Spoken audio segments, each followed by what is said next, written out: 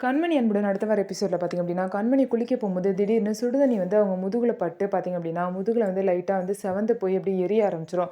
இதனால கண்மணி பார்த்தீங்க அப்படின்னா, அழுதுகிட்டே அன்புகிட்ட வந்து, "ஐயோ! இந்த மாரி ஆயிருச்சுங்க. எனக்கு ரொம்ப எரியுது. என்னை தனியா விட்டுட்டு எங்கேயும் போகாதீங்கன்னு" சொல்லிட்டு பார்த்தீங்க அப்படின்னா கத்துறாங்க.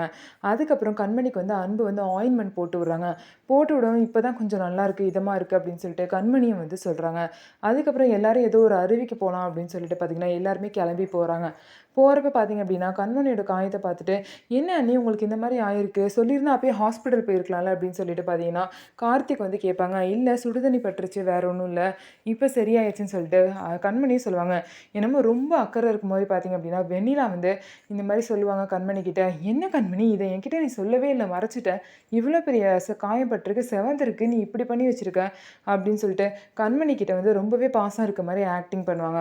ஆனா பார்த்தீங்க அப்படின்னா, கண்மணி, "இல்லடி ஏதோ பட்டுருச்சு. ஆனா நீ தானே உன் பாத்ரூம்ல ஹீட்டர் ஒர்க் ஆகலன்னு சொல்லிட்டு இங்க வந்து குளிக்க வந்த.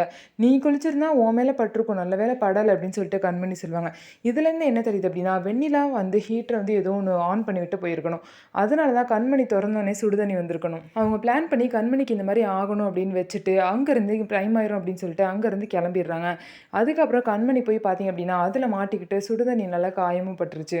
ஸோ இந்த விஷயம் வெண்ணிலா தான் பண்ணியிருக்காங்க அப்படிங்கிற விஷயம் மட்டும் அன்புக்கு தெரிய வந்தா, வெண்ணிலாவ சும்மாவே அன்பு விட மாட்டாங்க.